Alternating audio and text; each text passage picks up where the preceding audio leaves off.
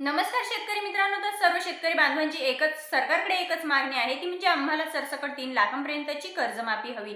तर मित्रांनो, गावाकडे असा एक भ्रम झालेला आहे किंवा आमच्या गावाकडे असा एक विषय झालेला आहे.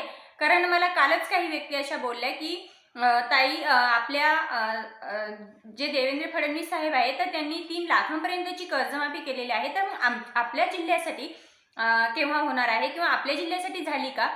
तर मला असा प्रश्न म्हणजे त्यांनी विचारल्यानंतर थोडासा शॉक बसला, कारण अद्याप कुठल्याही प्रकारची कर्जमाफी सरकारकडनं झालेली नाहीये. परंतु मग मी त्यांना विचारलं की तुम्हाला असं कोणी सांगितलं, तर त्यावर त्यांनी मला एक व्हिडिओ दाखवला.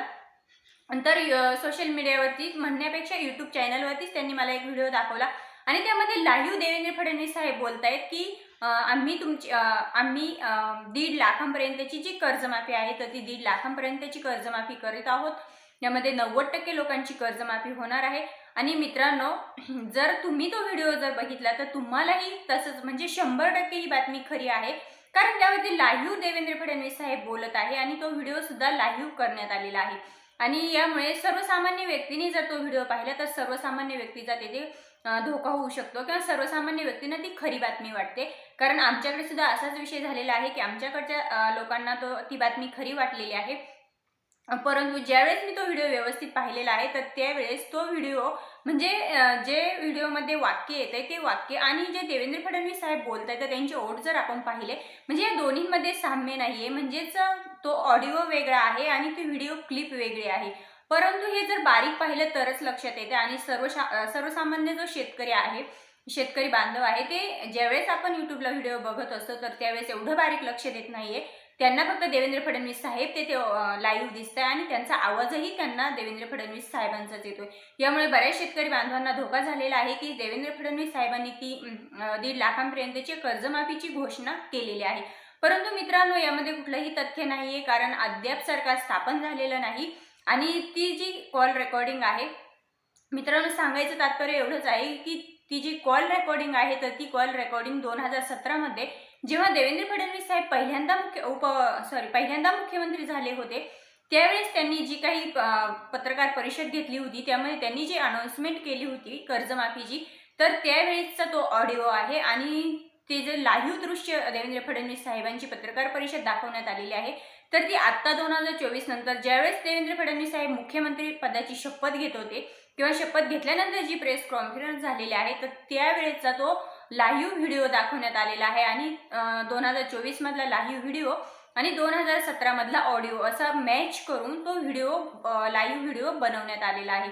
परंतु मित्रांनो, ज्या कोणी बनवलेला आहे तर त्यांनी शेतकरी बांधवांची अशी दिशाभूल करू नये.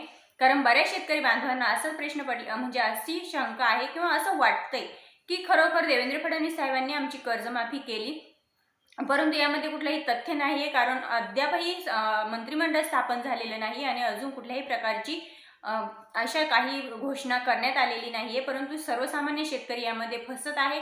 आणि मित्रांनो, आता ज्या वेळेस मंत्रिमंडळ स्थापन होईल आणि हिवाळी अधिवेशन आता चालू होत आहे तर हिवाळी अधिवेशनामध्ये विरोधी पक्ष असतील, विरोधी पक्ष असतील किंवा सरकारी नेते असतील किंवा जे काही पक्ष आता निवडून आलेला आहे तर हे सरकार असेल, यांच्यामध्ये आता यानंतर म्हणजे हिवाळी अधिवेशनामध्ये चर्चा केली जाईल, त्यामध्ये निर्णय घेतले जातील आणि त्यानंतर याबद्दल GR काढला जाईल आणि त्यानंतरच आपल्या शेतकरी बांधवांची कर्जमाफी होईल. हे सर्व शेतकरी बांधवांनी लक्षात घ्यायचं आहे. कुठल्याही प्रकारची म्हणजे निवडणूक झाली आणि निवडणूक झाल्यानंतर लगेच कुठल्याही प्रकारची घोषणा होत नसते किंवा कुठल्याही प्रकारची योजना ही चालू होत नसते. त्यासाठी मंत्रिमंडळ बैठक व्हावी लागते किंवा मंत्रिमंडळ बैठकीमध्ये निर्णय घ्यावा लागतो किंवा हिवाळी अधिवेशन जे असतं त्या हिवाळी अधिवेशनामध्ये निर्णय घेतले जातात. त्यानंतर GR काढला जातो आणि त्यानंतर ते GR काढल्यानंतर ती योजना लागू होत असते. त्यामुळे अद्याप कुठल्याही प्रकारचा GR निघालेला नाहीये, अद्याप कुठल्याही प्रकारची अशी प्रस्तावना तयार झालेली नाहीये. त्यामुळे शेतकरी बांधवांनी अशा अफवांवरती लक्ष देऊ नका. कारण अद्याप देवेंद्र फडणवीस साहेबांनी कुठलीही कर्जमाफीवरती कुठल्याही प्रकारचं भाष्य केलेलं नाही. आणि मला असं तरी वाटतं की 2014 मध्ये जे शेतकरी बांधवांना धोका मिळालेला आहे कर्जमाफीचा, त्याच पद्धतीने यावर्षी सुद्धा म्हणजे आता सुद्धा तशाच पद्धतीची खेळमेळ खेळली जाते का, असा सुद्धा संभ्रम आहे. कारण शेतकरी बांधवांना सरकारकडनं कर्जमाफीवरती कुठल्याही प्रकारची आश्वासने आत्ता मिळत नाही, अगोदर मिळालेली आहे. परंतु आता आपल्याला कुठल्याही प्रकारचं आश्वासन त्यावर मिळत नाहीये किंवा देवेंद्र फडणवीस साहेब सुद्धा स्वतःहून कर्जमाफीवरती कुठल्याही प्रकारचं भाष्य करत नाहीये, कुठल्याही प्रकारची व्यवस्थित हिंट देत नाहीये.